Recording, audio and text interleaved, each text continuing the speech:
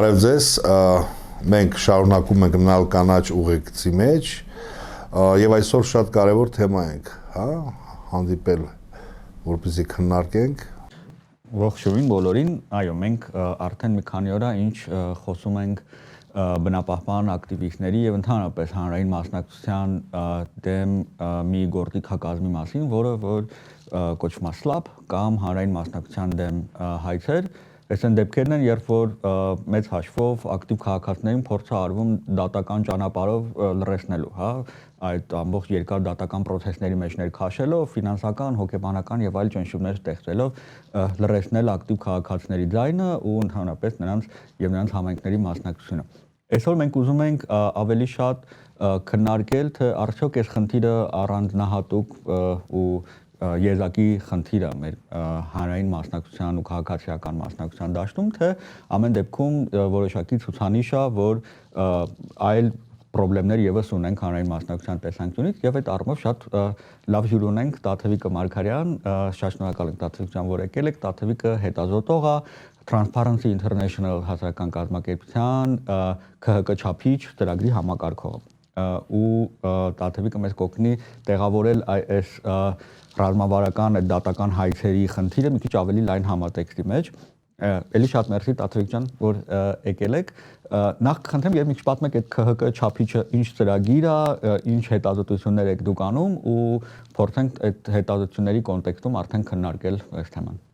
Շնորհակալություն, բարև ձեզ, ես եմ շնորհակալ հրավերի համար։ ՔՀԿ չափիչը դա քաղաքացիական հասարակության միջավայրի հետազոտությունն է, որքանով է միջավայրը բարենպաստ քաղաքասարակության կազմակերպությունների, ակտիվիստների համար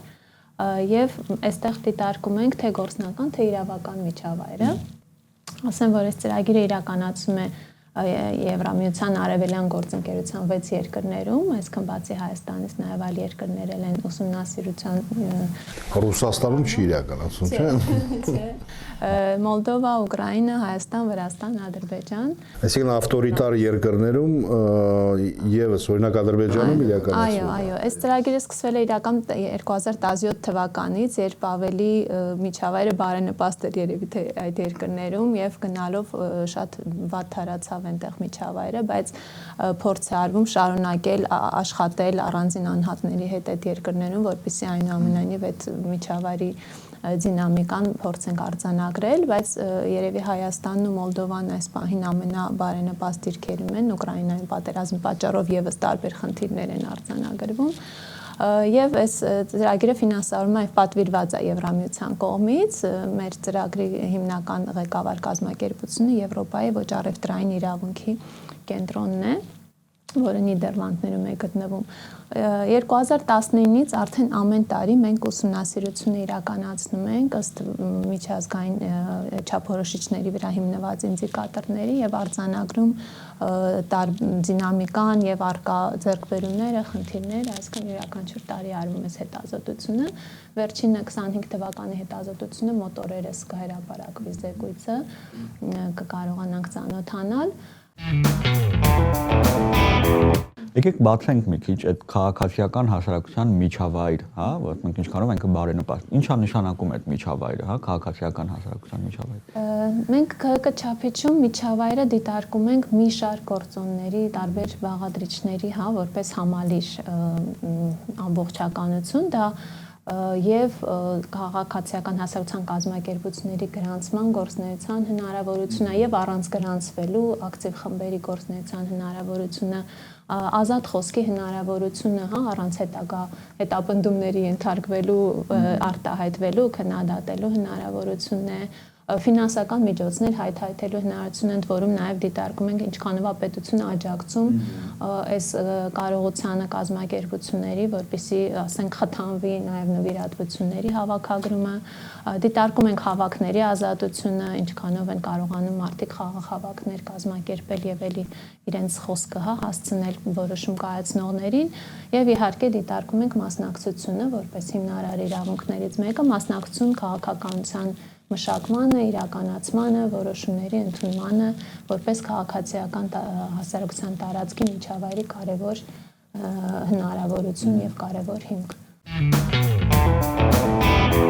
փաստորեն մենք պետք է որտեղ ֆիքսենք, որ երբ որ խոսում ենք ինչքանով կարող են քաղաքացիները մասնակցել երկրում հանրային կյանքին, լայն առումով, դրա համար շատ պայմաններ են անհրաժեշտ, մեխանիզմներ, օրենքներ, որոշակի իրավունքների պաշտպանվածություն ու այս կոնտեքստում ինչի է կարևոր այդ ամեն ինչը չափել, հա, ինչի է կարևոր ինչ որ արձանագրել, թե ինչ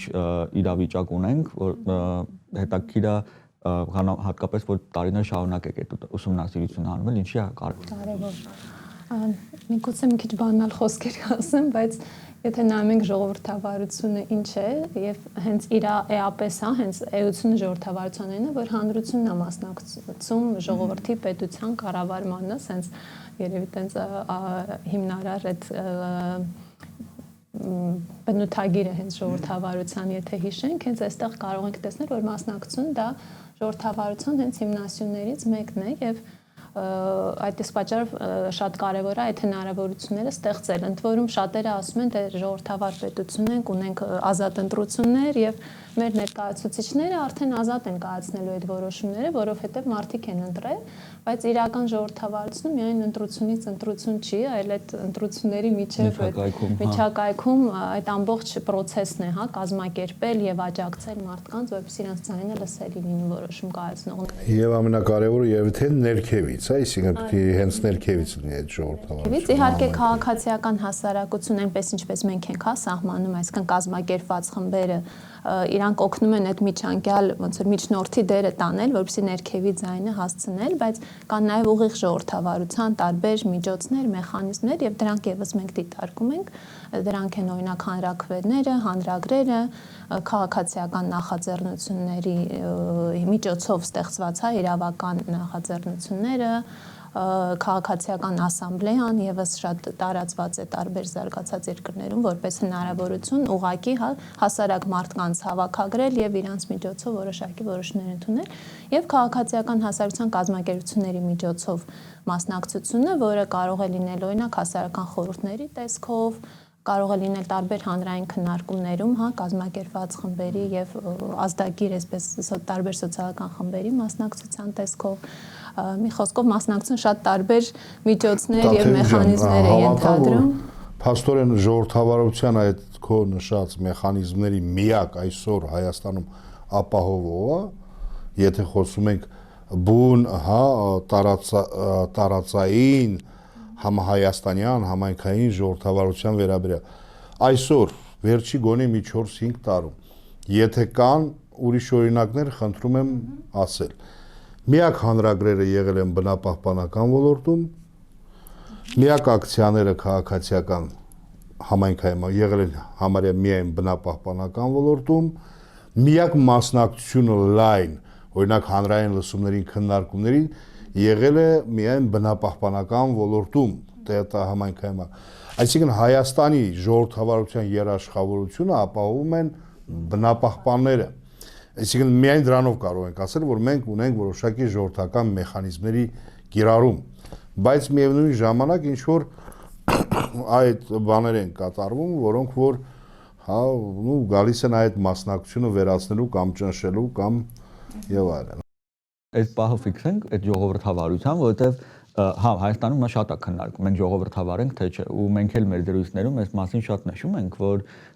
շատ կարևոր ինդիկատոր է, թե հենց համայնքային տեղական մակարդակում մարդիկ ինչքանով են իրանց հուզող որոշումներին կարողանում մասնակցել, ու այստեղ այո, շատ կարևոր է, թե ինչքանով է այդ միջավայրը նպաստավոր։ Հիմա ուզում եմ կիսվեք, թե Ձեր հետազոտությունները ինչ չեն ցույց տալիս։ Նշեցիք, որ օրինակ Հայաստանն ու Մոլդովան համեմատած ինչ որ հա այլ հարևան երկրների ավելի նպաստավոր պայմաններում են, բայց եթե մեր իրականության վրա փորձենք գալ ու հասկանալ մեր համար ինչքանով է այն պայմանները, որոնք որ կան հանրային մասնակցության համար, ինչքանով են իրանք բարենպաստ ու արդյոք ինչ որ դրական միտումներ կան, թե ավելի շատ օրինակ մարտահրավերներ ու ռիսկեր կան։ Նախ մի քիչ չհամաձայնեմ Օլեգի հետ, որ միայն բնապահպանության ոլորտում չի, կարծում եմ շատ ունենք ակտիվ եւ կազմակերպություններ եւ խմբեր, որոնք նաեւ այլ ոլորտում երիտասարդական խմբեր, հաշմանդամություն ունեցող մարդկանց իրավունքի պաշտպանության կազմակերպություններ եւ այլն եւ ժողովրդավարության գործիքներից է։ Հա, հասկացա։ Դե քաղաքացիական ասամբլեայի դեռ չունենք հնարավորություն, բայց իրավական նախաձեռնության առումով անցյալ տարի ունենք այդ Եվրամիությանը միանալու պատրաստակամության վերաբերյալ այդ օրենքը, որ ընդունվեց, դա եւս քաղաքացիական նախաձեռնության միջոցով էր, իհարկե այնտեղ նաեւ կուսակցական խմբեր կային ներգրաված, բայց որպես հարցերից ես խոսում, ես խոսեցի հենց համայնքային մակարդակում ժողովրդավար, որովհետեւ նայեք ոնց, հա, ուզում եք էլի համաձայնվեք, չի համաձայնվեք, երբ որ խոսում ենք ժողովրդավարությունից, իսկ տեղում եթե չկա մասնակցություն եւ չեն գործում ժողովրդավարություն, նույնիսկ եթե վերևը ապահովա եւ ազատ է, այդ ժողովրդավարությունը ֆեյքային է։ Այսինքն, ինչու է ֆեյքային, օրինակ, կգան ինչ որ ուժեր, կփոխվեն եւ կասեն վերջ, մենք այլևս ժողովրդավար չենք, կամ կապրեն այնպես, որ ժողովրդավար չի։ Եվ ներքևում չի լինի այդ ժողովրդավարության դիմադրությունը, էլի։ Խոսելով Հայաստանում ինչ իրավիճակ է, հա, եւ ինչ ձեռքբերումներ եւ խնդիրներ ունենք, իհարկե ունենք եւ ձեռքբերումներ եւ խնդիրներ, ինչպես եւ ակնկալումը երևի թե, բայց ասեմ, որ բավականին վերջին տարիներին դինամիկա ենք նկատել եւ ընդհանուր առմամբ իրավական դաշտը մեզ տալիս է բավական շատ նախադրյալներ, հնարավորություններ մասնակցության համար եւ հանրակրվեների տեսանկյունից եւ քաղաքացիական նախաձեռնության տեսանկյունից եւ ունենք նաեւ այդ տարբեր մեխանիզմները e-draft ունենք, որտեղ կառավարությունը հրապարակում է նախագծեր, այսքան ցանկացած նախագիծ պետք է հրապարակվի եւ հնարավորություն տրվի մարդկանց արձագանքելու եւ վերջին տարիներին նաեւ համայնքային մակարդակում որոշակի դրական օրինակներ ենք լսում, որ համայնքապետերը եւ թիմերը ավելի բաց են եւ պատրաստական են համագործակցել, ավելի շատ են ընդունում օրինակ քաղաքացիական հասարակության կազմակերպությունների դերը եւ պատրաստ են համագործակցել ու նաեւ ունենք մասնակցային բյուջետավորման նախաձեռնություններ վերջի մի քանի տարի, երբ մարդիկ իրենք կարող են որոշել, թե բյուջեի որոշակի հատված, համայնքային բյուջեի մասն է խոսքը, ինչ ծրագրերի վրա պետք է ծախսվի, քվեարկելով, առաջարկելով գաղափարներ եւ այլն։ Քան դրական որոշակի միտումներ ունենք, նաեւ պետական մակարդակով ասեմ, որ ստեղծվեց 2024 թվականի դեկտեմբերին կառավարության վարչապետի աշխատակազմի կազմում ստեղծվեց մասնակցային եւ բաց հարցերի վարչությունը, որը այդ պատրաստակամությունը ստանձնեց, գործառույթները ստանձնեց, որ աջակցի եւ շտկի են խնդիրները, որոնք առկա են մեզ մոտ գործնականում եւ աջակցի տարբեր պետական կառույցներին եւ քաղաքացիական հասարակությանը ավելի լավ իրար հետ երկխոսելու, ավելի արդյունավետ մասնակցություն ապահովելու հարցում։ Բացասականից եթե խոսեմ, առաջինը այն է, որ մենք շատ լավ օրենքներ միշտ ունենք, բայց երբ որ խոսքը գալիս է օրենքների կիրառման, օրինակ բնակիչներից այդ նույն բանի մասնակցային բյուջետավորման մասով առաջի բանը, հա, ասենց որ մտքիս եկա, որ տարբեր համայնքներում լսել եմ, ասենց որ համայնքապետը ասենց ինչ որ մի հատ գաղափար ստեղծում, ինչ որ մի խմբով առաջ մոում, հետո սկսում մոբիլիզացնել, որպեսզի բոլորը քվեարկեն այդ Այսքան ցանկացած այն դրական բան կարելի է փչացնել ինչ որ ձևով, բայց ինձ թվում է շատ բան նաև հենց նույն բնակիչներից է կախված եւ այդ պատրաստակամությունից ընդհանուր առմամբ մի քիչ հորետեսություն կա թե պետական պաշտոնյաների կողմից էլ, հա, երբ որ մենք խոսում ենք մասնակցության մասին, շատ հաճախ զգում ենք, որ իրանց համար այդ մի քիչ գլխացավանք է, ժամանակի վատնումը անգամ, հա, կարելի այդպես կոպիտ ասած, որտեվ երբեմն եւ միգուցե ինչ որ արդարացի բան կա, հա, իրանց ասածի մեջ, որտեվ ոչ միշտ է որ պատրաստված են գնում օրինակ ՀԿ-ները, կարող են խոսել շատ տարբեր հարցերից կամ քննադատել, բայց գործնական առաջարկներ, կառուցողական առաջարկներ չտալ, բայց դա միանշանակ չի նշանակում, որ մասնակցությունը դա անիմաստ է, որտեվ հենց մասնակցության եւ այդ երկխոսության, այդ բախումների միջոցով ենք հասնում ինչ-որ լուծումների եւ առհասարակ էլ եթե մասնակցության այդ կոնցեպտուալ գաղափարից խոսեմ, պետք է հասկանալ, որ դա օգնում է թե ավելի որակյալ քաղաքականություն մշակելու, որտեղ դու այդ պահին ես տեսնում, հա, ինչ խնդիրներ կարող են ծագել, ինչ կարիքներ ունեն այդ մարդիկ, որոնց համար այս օրենքը ստեղծվում է եւ ավելի լավ է արդյունքում ճիշտ ավելի շատ ժամանակ կարող է տանել, բայց արդյունքում ունենում ես ավելի որակյալ քաղաքականություն կամ օրենք, որը հետո պետք չի լինի մի քանի ամսից նորից փոխել, որովհետեւ չի աշխատել։ Այդ փորձը մենք շատ տեսնում ենք, ինչքան որոշումներ են կայացվում, հետաձգվում են, փոփոխությունների են ենթարկվում, որովհետեւ վերջո այդ ռեալ մասնակցությունը տեղի չի ունենում։ Եվ ռեալ այդ կարիքները ճիշտ ժամանակին չեն հավաքագրում եւ այդ խնդիրները, այսինքն այն հենց հողի վրա աշխատող մարդկանցից ու կազմակերպություններից պետք է իմանալ, որտեվ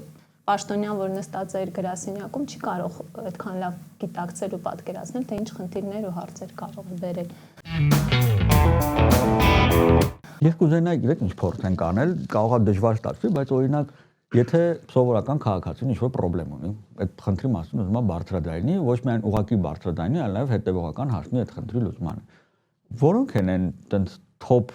խնդիրները, որ ինքը կարող է բախվի այդ process-ում։ Առաջինը երևի հենց տեղեկության պակաս տեղեկատվության։ Մենք ունենք հիմա շատ թվային գործիքներ, թվային հարթակներ, բայց այնքան շատ են ու այնքան խառն են, որ քաղաքացուն մի քիչ դժվար է կողմնորոշվել, ուր պետքա դիմել առաջին հերթին, հա, եւ բոլորը դիմեն վարչապետին, հաջող տենց տեսնում ենք այդ որ միտումը, որ ես կգնեմ վարչապետին եւ այլն, բայց նաեւ այդ տեղեկատվության տարածումն է կարեւոր եւ իրազեկումը մարդկանց, թե որ հարցի դեպքում ուր պետք է գնալ եւ ինչ իրավունքներ նա ունի, հա, այդ իրավական գրագիտությունն էլ իհարկե պետք չէ բոլորը իրավաբան լինեն, բայց որոշակի պրիմիտիվ մակարդակի աջակցություն եւ տեղեկատվություն եւ դա ոչ միայն պետության խնդիրն է, իհարկե նաեւ հենց նույն հասարակական կազմակերպությունների այդ հարցում աջակցում են մարդկանց։ Չգիտեմ, հաջորդ բարիերը կարող է լինել էլի այդ լավ չգիտակցումը, թե իրեն ինչի հիման վրա պետք է մերժեն եւ եթե մերժումը անհիմն է, այսինքն քաղաքացին պետք է հասկանա ինչ քայլեր ձեռնարկի եւ ինչ փաստարկներ բերի, որպեսզի այդ պաշտոնյան այդ մերժումը ինքը կարողանա բողոքարկել։ Բայց այստեղ շատ կարևոր է նաև մարդկանց վստահությունը, ես կասեի, որովհետև ես խոսեցի, որ պաշտոնյաների կողմից հա ինչ խնդիրներ են արձանագրվում եւ ինչու են իրանք մի քիչ այդպես վերապահումով վերաբերում մասնակցությանը, բայց նաև մենք տեսնում ենք пассивությունը մարդկանց մեջ եւ այն խնդիրները, որ ասում ես համայնքներում կան, հա, եւ կարող է կարծես թե թիմը այդպես վերցնի եւ ինքը որոշակի հարցեր առաջարկի, նաեւ էլի մարդկանց ինչ որտեղ մարդկանց пассивությունից է, չեմ ասում իհարկե միանշանակ դա։ Թևիկ ջան, հավատա այս պահին Հայաստանի 3-4 բնակավայրում համայնքներում հանրագիր է գնում, այս պահին հենց բնակիչների կողմից ու բոլորի առաջը այս պահին sense մի հատ մեծ բլոկ է դրված, այսինքն չեն էլ ուզում երկխոսել, այսինքն այդ ակտիվությունը չի խրախուսվում, Թաթևիկ ջան։ Ոչ թե մարդիկ շատ ակտիվ են իրականում։ 2-3 տարի է ավելի քան 10 հանրագիր Հայաստանի տարբեր համայնքներում իրականացվել են բնակիչների կողմից եւ շատ քիչ դեպքերում է, երբ որ եղել է առաջընթաց, այսինքն, հա, կարող ենք մի 2 օրինակ բերել դրական եւ մի 10 շատ վատ, այսինքն ակտիվությունը չի խրախուսում։ Ավելի ես այսօր կարդում եմ հանրագիր իրականացնող բնակիչները, տեղական քաղաքացիական հասարակությունը գնացել են մի բնակավայր, իրենց դուրը փակել են, այսինքն վարչական ու թույլ չեն տալիս, որ ներսում մտնեն աշխատեն, ասում են պիտի թիմի թույլտվություն ունի, թիմին էլ ասենք նամակ է հղած, նախապես թույլտվության համար, այնտեղից էլ պատասխան չի գալիս։ Այսինքն նման խոչընդոտներ են ստեղծում։ Իրականում այն երբ որ ասում են մարդիկ пассив են, այստեղ մի քիչ միգուցե իրական կյանքի եւ ստացված տեղեկատվության խնդիր ունենք մենք, երբ որ ասում ենք մարդիկ пассив են, իրականում այդքան էլ այդպես չէ։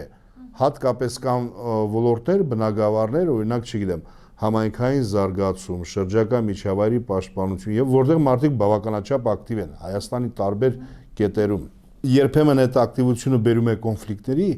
իսկ եթե չի բերում կոնֆլիկտների, ապա արհամարվում եւ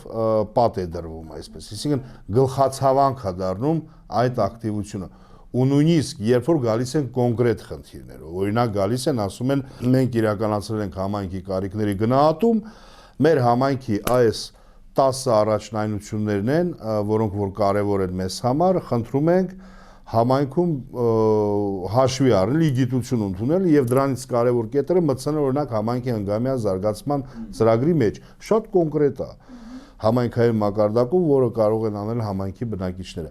բայց այլևս առաջ չի գնում, որովհետեւ կան այլ առաջնայնություններ նույն տեղական իշխանության կողմից կամ էլ առավել ակտիվությունը շատ դեպքերում նույնիսկ իհարկե այդ ինչքան պետքա դու լինես քաղաքականապես ոչ զարգացած, որպեսզի այդպես համարես, բայց այդպես է ընկալվում է, որ ակտիվ քաղաքականությունը միտում ունի իր դեմ ինչ-որ պայքար ստեղծելու։ Ես նույն մասնակցային բյուջետավորման հետ կապված այս վերջի շրջանում դեպք եմ տեսել, որտեղ որ երիտասարդները, ովքեր հիմա համայնքը չնշեմ, հավելյալ թիրախավորումից խուսափելու համար իրենց կարողացել էին երիտասարդներով սպորտային ինչ-որ առաջարկ ունեն, հա, ծրագրի մասնակցային բյուջետավորման ու այդ կարողացել են բավական երիտասարդներով մոբիլիզացվել, որպեսզի աջակցեն այդ ծրագրին ու սկսել էին թիրախավորվել, որովհետև ընկալումը, որ սա կարող է սպառնալիք լինի, օրինակ նախընտրական իրավիճակը կարող է օգտագործվի ընտրությունների համար ինչ-որ քաղաքական ուժերի կողմից ու տարբեր կողմերից սկսել էին բավականին համ ճնշում գործադրել, համ թիրախավորել։ Ինչի եմ ես օրինակ ունեմ, որտեղ ինձ թվում է եթե մենք ամփոփենք ինչ ռիսկեր ունի քաղաքացին, երբ որ փորձում մասնակցել, այո, մի բլոկը դա այն է, որ քաղաքացին մի կողմից տեղյակ չի, ինչպես կան քաղաքացիներ, որ շատ բան են, հա, խճճվում են, թե որտեղ պետքա դիմել, ոնց պետքա դիմել, երբեմն չեն վստահում այդ մեխանիզմներին, բայց այն փուլում, երբ որ քաղաքացին կիրառում է այդ մեխանիզմները, Օլեգի նշած օրինակներով, ինքը արդեն ուրիշ տեսակի բարիերների ու խոչընդոտների է բախվում։ Այդ բարիերներից մեկը կարող է լինի ինչքանով են բռնում առաջնահերթությունները համայնքապետարանի եւ ասենք իր բնակիչների, հա, քաղաքական ուժի եւ բնակիչների իրական ընկալումները, ոնց որ դու էլ նշեցիր, այդ կարիքների գնահատումը չի արվում ու երբ որ քաղաքացիներն էլ ներկայացնում են, կարող է դրանք անտեսվեն, բայց նաեւ եթե էսել մի քիչ զարգացնենք, ինձ թվում է գալիս է մի քիչ էլ այդ ակտիվ քաղաքացիների նկատմամբ վերաբերմունքի հարցը։ Հա, ինչպես ընդհանրապես արդյոք այս հետազոտության մեջ նաև դուք նկատում եք, որ ակտիվիզմը, ակտիվ քաղաքացիությունը, հանրային մասնակցությունը, քաղաքացիական հասարակական կազմակերպությունները նաև իրանց նկատմամբ որոշակի վերաբերմունքային առումով խնդիրներ կան, որոնք որ մարդկանց հետ են պահում, չէ՞։ Հա, իրականում ես վստահության մասին չի նշեցի, որ շատ մարդիկ հենց չեն էլ վստահում այդ գործընթացին, որ սկսեն մասնակցել, էլի, բացի որ նրանք որ ակտիվ են եւ մասնակցում են եւ խնդիրների են բախվում, բայց այդ ովքեր որ пассив են, շատ ունենք մենք пассивություն այսօր, հա, մենք ունենք ինչ որ ապաթիա մարդկանց մեջ, հիասթափություն, որ իրանք գտնում են եւ նաեւ հետազոտություններն են ցույց տալիս, որ իրանք ոչ մի բան չեն փոխի մեկը։ Տարածքն օրինակ կարող է համաձայն եմ լրիվ ոլորտային եւ կամ չգիտեմ օրինակ X Շիրակի մարզում, բայց չգիտեմ Կոտայքի մարզում ակտիվ է, այսինքն տարբեր են, բայց թե մի այդ пассивությունը մի բան կա, էլի, այսինքն երևի թե ես շատ գիտեմ համայնքներ, որտեղ իսկապես пассив են, բայց գիտեմ համայնքներ, որտեղ որ ստիպում են, որպեսզի դու пассив լինես, էլի, այսինքն եթե քաղաքացին բախվում է ինչ-որ խնդրի, ինքը ոչ թե ավելի շատ չի հավատում, այլ ավելի շատ ասում է հանգիստ նստեմ գլխացավանքի մեջ չընկնեմ, մի հատ էլ թիրախավորեն, որ չգիտեմ, գործտվող եմ, ես եմ կամ եմ, մի խոսքով։ Համաձայն, այստեղ հետո խնդիր կա, որ մեր մոտ շատ բաներ անձնական գործոնով են պայմանավորված ու ասենք նայած թե ով է համայնքապետը կամ ինչ որ նախարարը կամ պետական պաշտոնյա, ոնց որ դրանից եւ դա շատ ցավալի է իհարկե, որովհետեւ պիտի օրենքը բոլորի համար օրենք լինի եւ գործի հավասար, բայց կախված չլինի, հա, ու դրա համար ունենք եւ խնդիրներ տարբեր համայնքներում, որտեղ այնտեղ ինչ որ համայնքապետը եւ դիմը գուցե պաշտպանում է ինչ-որ շահեր, մեկ այլ տեղ բնակիչներին այո ընդառաջում է եւ այլն, այսպես տարբերությունները տեսնում ենք եւ մասնակցային բյուջետարման մասով իհարկե այդ խնդիրները պետք է արձանագրվեն, եթե կան ու կարծում եմ, որ մի քիչ էլ պետք է մենք փորձենք երկխոսել կառավարության, որտեղ ես ինքս անձամբ շփվելով եւ ֆինանսների նախարարության եւ տարածքային համապատասխան պաշտոնյաներ տեսել եմ այդ պատրաստակամությունը խնդիրներին արձագանքելու, հա, ու մեկ-մեկ այդ խնդիրները չեն էլ հասնում այնտեղ, այսինքն մարդիկ հենց միգուցե այդ վախի կամ չգիտեմ ցանկություն չունենալով, հա, հանկարծ ինչ որ լրացուցիչ փորձանքների ընթարվելու չեն էլ արդեն տանում առաջ այդ խնդիրները, դրա համար ունենք եւ խնդրահարույց դեպքեր, ունենք հաջողված դեպքեր շատ տարբեր։ Եվ ունենք նաև այո, այդ որոշակի խնդիրներ ընտրողական մոտեցման տեսանկյունից, որ են մարդիկ կամ կազմակերպությունները, որոնք մի քիչ ավելի շատ են քննադատում, ավելի այսպես ակտիվ են, հա, քննադատական խոսք արտահայտում, ինչ որտեղ հաջորդ անգամ կարող է չհրավիրվեն որոշակի Ոչ միայն չհրավիրվեն, այլ երբեմն նաև իրանք պիտակավորվում են, իրանց մասին տեղեկություններ են տարածվում, որ իրանք այլ մոտիվներով են դա անում, որովհետև ինձ թվում է մենք պետք է այդ բանը արձանագրենք, որ դեռ մեր լինելով երիտասարդ ժողովրդավարություն, ինչ որ անցումային շրջանում ժողովրդավարություն,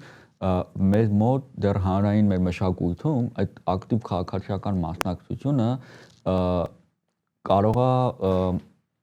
այլ լույսի ներքո ներկայացվի ու շատ հաճախ մենք տեսնում ենք, որ տարբեր ընկերություններ, երբեմն նաև պետական կառույցների ներկայացուցիչներ կարող է դա օգտագործեն, հա, մարդկանց մոտ ինչ-որ ավելի կասկածամտություն ձևավորելու, այս մարդկանց մասին երբեմն կեղծ տեղեկություններ տարածելու, ապա տեղեկատվություն տարածելու ու դա էլ է ինձ թվում է նաև պայմանավորում այդ մարդկանց վախը ու կաշկանդվածությունը չներգրավել, որովհետև վաղը չեմ իսօր իրանք ասեն օտարերկրյա գործակալ, վաղը չեմ իսօր իրանք ասեն, չգիտեմ, ուրիշ երկրի շահեր սպասարկող կամ գրանտակեր, որ ինքը դա գրանտի համար է անում։ Մի ուրիշ հարցի ենք գալիս հանգում, հա, որ այդ թիրախավորման եւ պիտակավորման հարցերը, որ Եվս մենք անդրադառնում ենք դրանց, այդ եղել է շուտվանից, իհարկե, այդ գրանտակեր, սորոսական, չգիտեմ, օտարերկրագործակալ, շատ այդ պիտակավորումների հանդիպել ենք եւ այո, այսօրվա մեր դարում, երբ որ շատ է այդ ապատեղեկատվությունը եւ այդ կանալները, հա, այդ ուղիները, որով տարածում է այդ ապատեղեկատվությունը եւ շատ հեշտ է մանիպուլացնել մարդկանց կարծիքը եւ պատկերացումները, շատ ավելի սուր են այս հարցերը դրսևորվում եւ տեսնում ենք, այսինքն այնտեղ որտեղ ինչ որ մեկին պետքա վարկաբեկել, եթե պրոֆեսիոնալներ են աշխատում, այդ դժվարություն չներկայացնում դա անել։ Ու երբեմն շատ համակարգված ձևով է դա արվում, այսինքն մենք էլ մեր ուսումնասիրություններում տեսնում ենք, որ նույն օրինակ բնապահպան ակտիվիստների տեսանկյունից այդ կեղծ նարատիվներ ու թիրախավորումը ոչ թե մի աղբյուրից է գալիս, այլ համակարգված ձևով տարբեր տեղերից տարածում են, մենք տեսնում ենք ինչ-որ տեղ Telegram-ում է մի բան գրվում, միտեղ YouTube-ում է, միտեղ մի կայքում է, միտեղ մի համայնքային աշխատող է, միտեղ մի պաշտոնյա է, միտեղ մի լրագրող է, հա, այսինքն sense ինչ-որ եւ միտեղ էլ հանքարդյունաբերական ընկերության ներկայացուցիչ, բոլորի մոտ ինչ-որ համակարգվածության զգացողություն առաջացնում, որ դա թիրախավորումը շատ պատահական ինչ-որ բան է, այլ համակարգված։ Ամեն դեպքում այդ միայն Հայաստանը չի խնդիր իհարկե եւ տեսնում ենք եւ մյուս երկրներում եւ ամբողջ աշխարհում այդ թիրախավորումը, կեղծ նարատիվները եւ ապատեղեկատվությունը խնդիր են եւ կարծես թե դեռևս շատ արդյունավետ մեխանիզմներ չկան դրա դեմ պայքարելու։ Միակ տարբերակը դա ավելի շատ պրոակտիվ ինֆորմացիա հրապարակելն է եւ այն ինչ որ մենք մեր զեկույցում առաջարկում ենք պետական պաշտոնյաներին այս խնդիրների դեմ, հա, որոշակի միջոցներ ձեռնարկելու տեսանկյունից դա պրոակտիվ հրապարակումն է, աջակցությունը եւ պաշտպանությունը, որտեղ մենք այստեղ ունենք խնդիրներ, երբ որ թիրախավորվում են ակտիվիստները, բայց պատշաճ պաշտպանություն չեն ստանում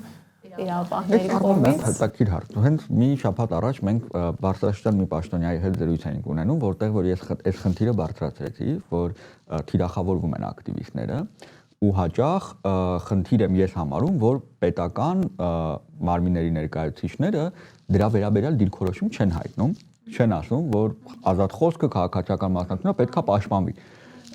Երբ որ ես ասացի սրա մասին, Բարսաշտյան պաշտոնյան մեծ հաշվով ասեց, հա, բայց մեզ էլ են թիրախավորում։ Այսինքն մենք սրա մասին իմ տպավորությունն է, որ պաշտոնյաները չեն ուզում այս խնդրի մասին խոսեն, որովհետև վախենում են, որ իրանց էլ կթիրախավորեն։ Բայց ես ամեն դեպքում կարծում եմ, որպես պաշտոնյա այդ քաղաքական պատասխանատվությունը ավելի բարձր է ու նույնիսկ թիրախավորման դեպքում իրանք պետքա այդ քայլին գնան, որովհետև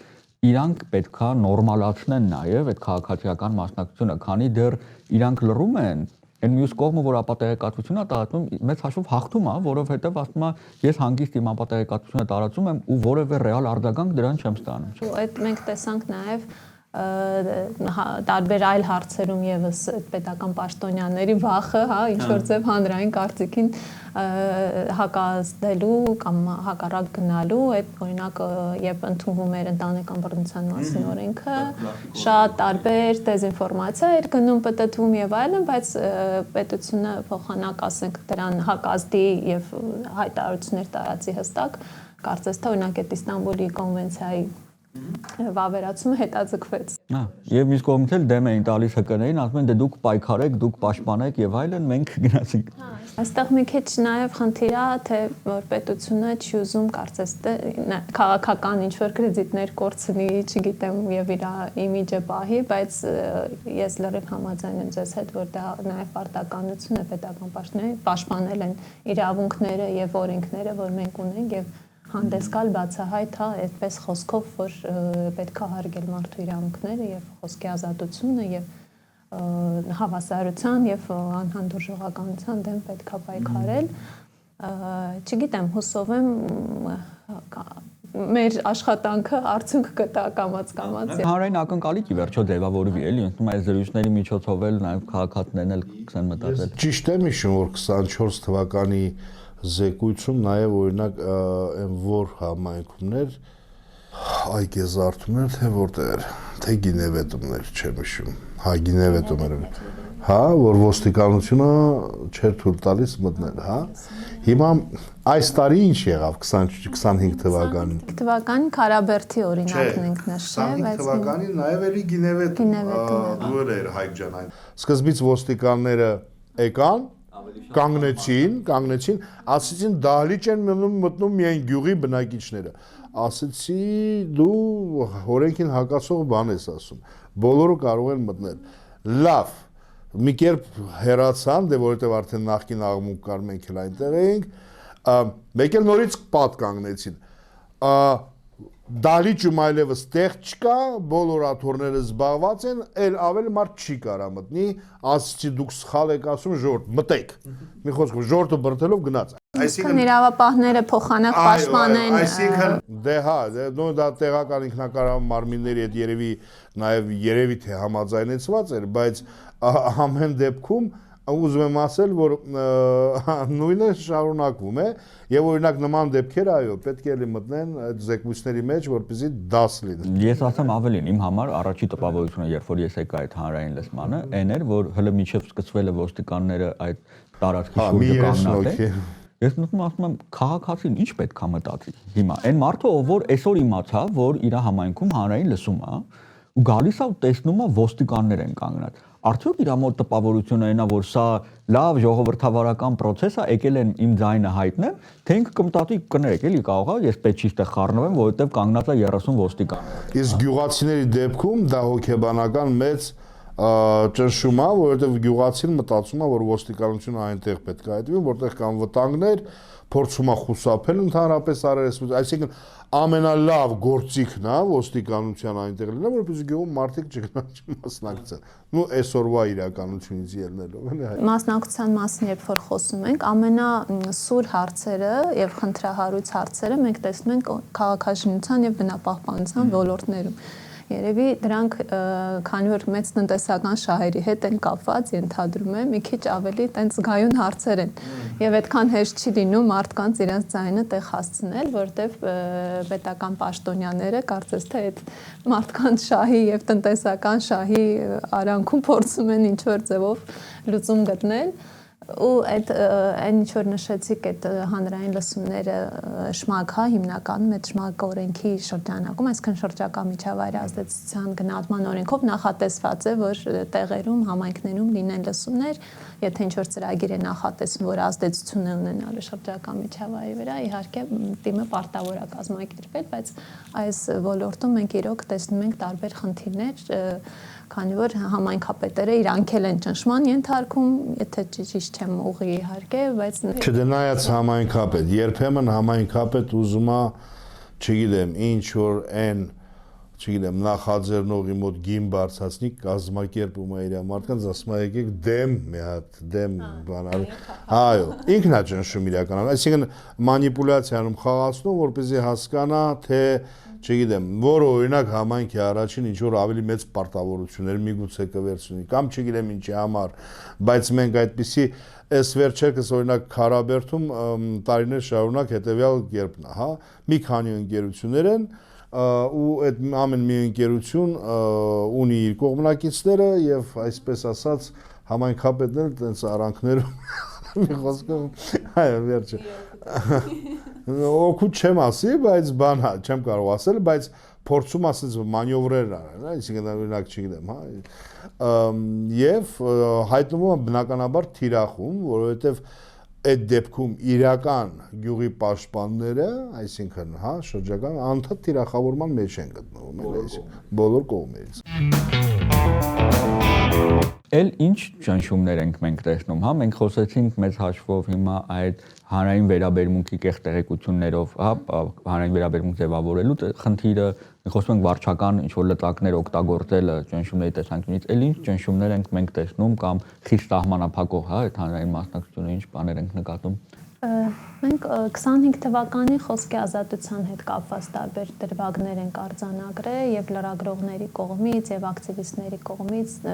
անգամ սոցիալական ցանցերում, հա, ինչ որ քննադատական խոսքի համար, կարծես թե տեսնում ենք, որ որոշակի ընտրողական մոտեցում կա, որտեվ նույն պետական պաշտոնյանի կամ գործիչների կողմից լինում են, հա, խոսքի դրսևորումներ, որոնք միգուցե եւ կարող են վիրավորանք համարվել, բայց չեն համարվում։ Բայց եթե դա ուղղված է պետական գործիչների դեմ, արդեն շատ արագ այդ գործերը հարուցվում են եւ տարբեր գործիքակազմեր են կիրառվում նաեւ քրեական այս ամեն ինչը ճնշելու համար եւ սլապերը երևի այստեղ արդեն կարող ենք նշել ռազմավարական հայցերը, հա, դատավարությունները մարդկանց դեմ, որ էլի կարծես թե օրինական գործիք են դրանք, որտեղ օրինականորեն է այդ ամբողջ պրոցեդուրան արվում, հա, եւ նույն այդ խոսքի ազատության հետ կապված խնդիրները օրինական գործընթացով են գնում եւ երբեմն անգամ դժվար է կողքից էլ հասկանալ, թե ինչն է հիմնավորված, ինչը չէ, շատ խոճուճ երևի իրավական հարցեր կան էլի այնտեղ, որ պետք է հասկանալ որքանով են հիմնավորված եւ սլապերի դեպքում էլ հիմնական խնդիրը պետության ասում է ես ինչպես հասկանամ սա ռազմավարական հայց է մասնակցության դեմ, թե իրոք հիմնավորված հայց է զեպարտության դեմ, հա, իհարկե կան միջազգային տարբեր չափորոշիչներ, բայց առաջին հայացքից մի քիչ ավելի դժվար է այստեղ տեսնել ճնշումը, քան թե օրինակ ակնհայտ, երբ որ ճանապարհը փակում են կամ ինչ որ ակտիվիստի ծեծում են կամ տարբեր ձևով, հա, այդ դրսևորումները տեսնում ենք։ Դի ունենա դրա համար օրենսդրական համապատասխան սահմանումներ, հա, այսինքն որնա սլապը, որը չունենք եւ բնականաբար էտել է էլի հեշտացնում, դե մենք ոնց իմանանք որնա, հա, այսինքն արդյոք սլապա թե չէ, եթե ասենք, չգիտեմ, Օլեգը ասելա Պոչամբարը միգուցե շրջակա միջավայրին, չէ, Պոչամբարը շրջակա միջավայրին վնասելու միտում ունի։ Մենք ինչ իմանանք, սա սլապա թե չէ, որովհետեւ օրենք հեշտ է, էլի, այսինքն դրա համար այդ օրենքի ընդունումը, հա, շատ կարեւոր է, որպեսզի չընկնենք, հասկանանք որն է սլապը, որը սլապը չէ։ Իսկ մի հարց է ուզում տալ, ոնց է, այսինքն անդրադարձը ոնց է կատարում։ Այդ միայն որ կան սլապներ, թե որ օրինակ սլապները եւս բերում են նրան, որ չգիտեմ, հա, հանրային մասնակցությունը սկսում է պակասել։ Մենք սլապները մի քանի տեսանկյունից ենք դիտարկում եւ հանրային մասնակցության տեսանկյունից, որովհետեւ դրանք առաջին հերթին ճնշում են, հա, հանրային մասնակցությունը եւ այդպես սառեցնող ազդեցություն են ունենում մարդկանց վրա, որոնք միգուցե կուզենային մասնակցել ինչ որ ակտիվության կամ ինչ որ խոսք արտահայտել, բայց այդ վախից, որ իրանց դեմ գուցե դատական գործ հարուցվի, այդ չեն մասնակցում, բայց նաև դիտարկում ենք պետության կողմից պաշտպանության տեսանկյունից, որտեղ շատ հաճախ տեսնում ենք, որ այդ դատական գործերը հարուցվում են բիզնեսի, օրինակ բիզնես ընկերության կողմից, եւ այստեղ արդեն պետությունը պետք է որոշակի պաշտպանող միջոցներ գործադրի, պաշտպանելու ակտիվիստներին, քաղաքասարքության կազմակերպություններին նմանատիպ։ Պետք է հաշվի առնել, որ պետությունը մի շարք ընկերություններում ինքը բաժնետեր է, մասնակից է ինքը։ Հա, էլի, այսինքն հիմա ոնց հասկանանք, պետությունը, որ մասնակից է, այնտեղ բաժնետեր է, այդ սլապներին ինքը մասնակից է, թե ընդհանրապես մասնակից չի։ այդ սահմանը եւս պետք է Հա, այդ ես իհարկե չեմ կարող վստահաբար այդ երևի պետքա իրոք վերլուծություն անել ու հասկանալ, բայց ինձ շատ հետաքրքիր է այն մասը, հա, օրինակ ես այդպիսի օրինակ ունեմ Հայաստանի համայնքներից մեկում դրա ուղի եթերներն էլ կան, այսինքն տեսանյութերը համայնքի բնակիչը ընդհանրապես խոսում է, որ ընկերությունը նախկինում, երբ որ, չգիտեմ, տարիներ առաջ այդ տարածքը շահագործել է, անպատասխանատվություն է ցուցաբերել, որովհետև թողել է գնացել ու թողել է աղտոտված, չռեկուլտիվացված տարածքներ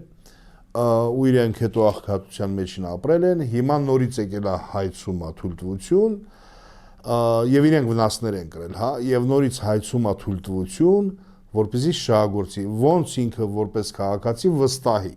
Այսինքն այդպիսի հարց է բարձրացնում ընկերությանը եւ ընկերության փոխարեն տեղական իշխանության ներկայացուցիչն է պատասխանում, ասում է այ քո էս արտահայտության համար, որ դու հիմա այդպես խոսում ես, հա, չգիտեմ, որ նրանք վնաս են տվել։ Ընկերությունը կարա քեզ դատի տա եւ քեզանից զրպարտության համար, այո, փոխադրում։ Այսինքն այդ մարդը այլևս չխոսեց բնականաբար, լրեց, այսինքն ինքը գործիք է, որը արդեն կիրառում է բոլոր շահագրգիռ կողմերի։ Հա, բայց նաև չարաշահում է փաստորեն ստացվում է, որտեղ առանց ռեալ վտանգի, որ իրան դատի կտան, Տիմը փորձում է դրանով։ Հուսում են, էլի, այսինքն որ կարակ դատի։ Ես ինչի եմ այս կարևորում, որովհետև իմ մոտ հիմա հարց է առաջանում։ Մենք կարող ենք պնդում անել, որ այդ դատական հայցերը ակտիվիստների դեմ իրանք ոչ թե առանձին ինչ-որ դեպքեր են, այլ դառնում են օրինաչափություն, հա, ինչ-որ ցույց են տալիս որոշակի միտում, որովհետև եթե մենք հասել ենք մի պայմանի, որտեղ որ մարդուն ոչ թե սպառնում են, ոչ թե իրականում դատի են տալիս, այլ սպառնում են, ասում են քեզ կարանք դատի տանք, իմ համար դա ցուցանիշ է, որ սա արդեն այնքան տարածված բան է դարձել, որ կարելի է պարզապես մարդուն վախեցնել, որ sense բան կարող է քո հետ լինի։ Նույնիսկ չտանել դատի, մենակ վախեցնեն։ Արդյոք սա ինդիկատոր է նրա, որ մենք գործ ունենք ոչ թե ինչ-որ եզակի դեպքերի հետ, այլ մի քիչ արդեն համակարգային բնույթ արմատավորված, հա, ինչ-որ երևույթի հետ։ Դե ես կարծում Slap-ը արդեն իսկ ոնց էր, այսինքն միտումնավորություն ունի իր մեջ, հա, եթե ընկերությունը դատի է տալիս ինչ-որ մեկին եւ նպատակ ունի հենց սպառել ռեսուրսները, դա դառնում է գործիքակազմ, որը շատ հեշտությամբ կարելի է տարբեր մարդկանց դեմ օգտագործել ու կարծես թե կոնկրետ ընկերություններ կան, որոնք արդեն դա շատ հաճախ օգտագործում են եւ այդպես իրանց համար դա դառել է համակարգային գործիք կարելի ասել, բայց հենց այդտեղ գալիս է նաեւ համակարգային պատասխանի պահանջա, խնդիր, որ պետությունը պետքա որոշակի արդեն համակարգ ստեղծի դրա դեմ պայքարելու համար եւ էլի ասեմ նոր բան է իրականում աշխարհում էր եւ Եվրոպայում էլ նոր կարծես ես մի քանի տարիներ դու ինձնից երևի լավ գիտես թե ինչ գործիքներ են սկսել ստեղծել այդ ԵՄ դիրեկտիվը Եվրոպայի խորհրդի հանձնարարական եւ այլն երևի մի 2-3 տարվա ընթացքում է այդ ամեն ինչը ստեղծվել եւ նոր են սկսել նաեւ եվրոպական պետությունները Ամերիկայում վաղուց են սկսել փորձել ներդնել, չէ՞։ Ամերիկայում վաղուց են սկսել այդ մեխանիզմները ներդնել, այո, Միացյալ Նահանգներում, հա, բայց այստեղ մի բան էլ կա, որ բացի այդ Եվրոմիության, հա, որը կարող են ասել, դե մենք Եվրոմիության անդամ չենք, չէ՞, բայց մենք Եվրախորհրդի անդամ ենք, եւ այսինքն ահագին գործիքներ կա, որպեսզի մենք վերցնենք եւ դա օգտագործենք, հա, ասածս այնա, որ իրականում այս գործիքը այնպես չի որ շատ կայուն համակարգային եւ կա հա սլապերի դեմ գործը, որտեղ սլապերն են կարծես թե նոր սկսել դառնալ այդպես ավելի միտումնավոր եւ համակարգային եւ դրան արձագանքող գործիքներն էլ նոր են սկսել կառուցվել, բայց ամեն դեպքում արդեն իսկ մենք ունենք այդ հանձնարարականը եւ Հայաստանը հուսով եմ քայլեր կա։ Ուղղակի նաեւ այդպիսի միտում կա, այսինքն ինչի համար են սա սկսել ձեռնարկել, փորձ ցույց է տալիս, որ սկզբից, այսինքն եթե այդ ռազմավարական կամ դատական հայցերը, հա, որոնք գալիս են ռազմավարական, սկզբնական շրջանում իրենք միշտ բոլոր երկրներում եղել են որպես քաղաքացիական գործեր։ Հա, հետո երբ որ շատ է գնացել, այսինքն չգիտեմ, արմատավորվել է նստել, հետո սկսել է քրեականացվել, այսինքն դարձել են քրեական գործեր։ Եվ երբ որ դարել են արդեն քրեական գործեր, հա, դա հստակ ճնշման, հա, գործիք է, որը որ հատուկ է ոչ ժողովրդավարական, հա, երկրներին։ Հիմա այսինքն շատ կարևոր է, երբ որ խոսում ենք, չգիտեմ, ԿՀԿ միջավայրից, որը ինչպես նշեցիք դուք, որ ժողովրդավարությունը մասնակցությամբ է, հա, եւ շատ կարևոր ցուցիչ է, որքանով ենք մենք ժողովրդավար, եթե մարդուն կարող են դատի տալ կամ սահմանափակել իր ազատությունը, մասնակցությունը եւ դրա համար ինքը չունենա պաշտպանվելու մեխանիզմ, էլի, այսպես։ Պետությունը դե չի, ինչ իմանա, ինչ հայց է, էլի, հա։ Այսինքն բացի իրավունքը տալուց պետությունը նաեւ պաշտպանության միջոցները պետք է ապահովի մարդկանց։ Իդեպ այս տարի, քանի որ եւս անելուք, այս տարի արդեն նոր հայցեր ունենք, էլի, այսինքն այնտեղ տարբեր գործիչների մարդկանց նկատմամբ Այո, այս տարի արդեն 2 հատ նոր հայցեր կան 2026, այս տարին լավ ենք սկսել։ Ինչա պետք անել, որովհետև հիմա մենք ոնց որ ուրվագծեցինք մի քանի ուղղություն, հա, ինֆորմացիոն տեսանկյունից հարձակումներ, ճնշումներ, վարչական, հա, տեսանկյունից ինչ-որ սահմանափակումներ, ճնշումներ եւ իրավական։ Փաստորեն, երբ որ խոսում ենք այս դատերի մասին, ես էլ կարող ենք իրավական հարթությունը համարել այդ մասնակցությունը սահմանափակելու։ Մի քիչ խոսում ենք կարծես օրենքների կարևորության մասին, ինչա պետք ակնկալել պետությունից, որպեսզի ոնց որ նշեցիք, հա, պետությունը տալիս է մասնակցության իրավունքը, բայց նաեւ պետքա պաշտպանի։ Ես գիտեմ, որ եւ զեկույցում ձեր ունեք ինչ-որ առաջարկություններ, բայց նաեւ եթե ինչ-որ բաներ էլ կուզենաք առանձին նշել, որոնք են այն հիմնական կարևոր փոփոխությունները, որ պետքա մեր կառավարությունը կամ ազգային ժողովը ձեռնարկի, որպեսզի այս միջավայրը, որը որ կարծես թե հա տարիների ընթացքում մի քիչ ավելի բացվել է, բայց դեռ տեսնում ենք շատ կոնկրետ սպառնալիքներ ու սահմանափակող գործոններ, որպեսզի ինքը ավելի բարենպաստ դառնա սովորական քաղաքացիների համար, մասնակցության համար։ Մասնակցելու միջավայրի մասին եթե խոսենք, առաջնահերթ այն օրենքներն ու իրավական մեխանիզմները, որ ունենք, պետք է աշխատացնել արդյունավետ, բայց դրա համար երևի ամենաառաջի հերթին պետք է այդ քաղաքական կամքը եւ ցանկությունը եւ չգիտեմ, ինչ որտեղ նաև կրթել պետական պաշտոնյաներին, հա, ինչու է մասնակցությունը կարևոր, որովհետև երբ որ մենք դնում ենք գործիքներ իրավական, բայց մարդիկ այդ համոզմունքը չունեն, որ դա պետք է, շատ դժվար է այդ իրականացումը, կիրառումը ապահովել։ Չգիտեմ, այդ համոզմունքը ինչից պետք է գա, երևի փորձից եւ նաեւ այլ երկրների փորձն էլ է մեզ օգնում բերել պաշտոնյաներին ներկայացնել, որ հասկանալի որ ինչքանով է դա բերել լավ արդյունքների, հա, եթե դու ավելի բաց ես մարդկանց լսում ես եւ վտանգները կանխում ես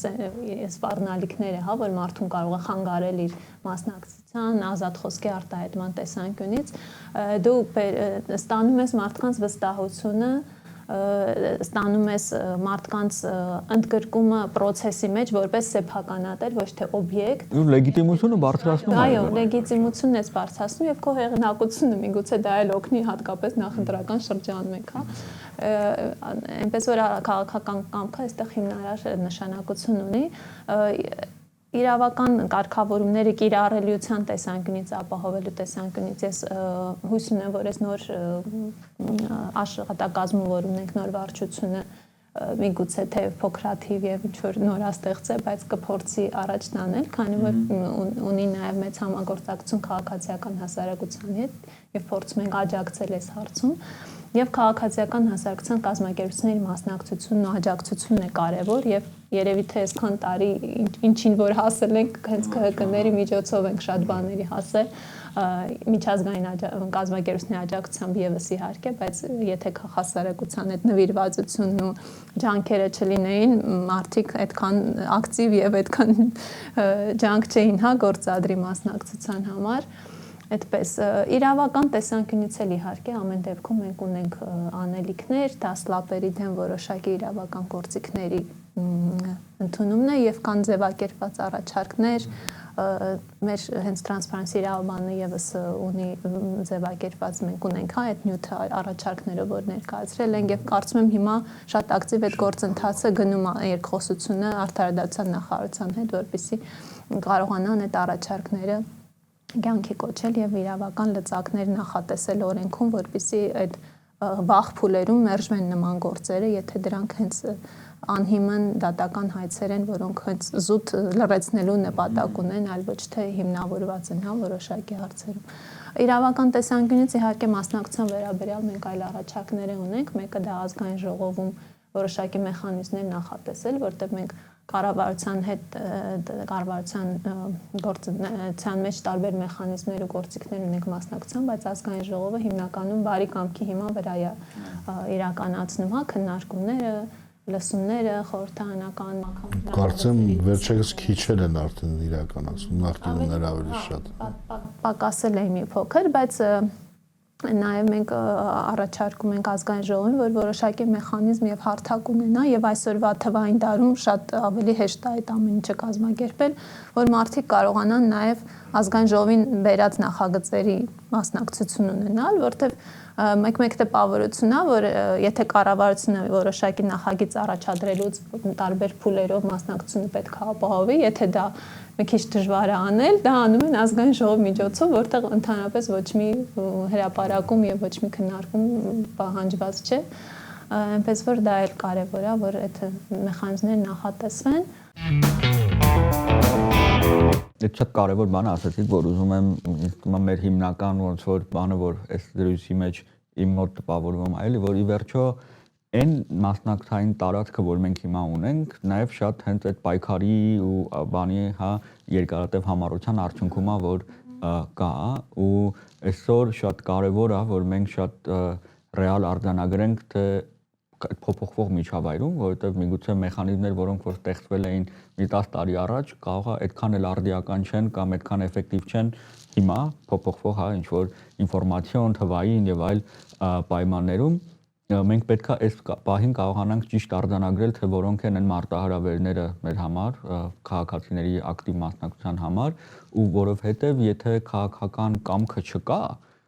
իրոք դառնում է այդ մեխանիզմները ինչ որ դեպքում դառնում է գլխացավանք պաշտոնյաների համար ու իրանք չեն ուզենա այդ փոփոխություններ անել ու այստեղ շատ կարևոր է որ հանրային պահանջը լինի այդ տեսակի նոր մեխանիզմների կամ եղած մեխանիզմների արդյունավետությունը բարձրացնելու համար ու պետք է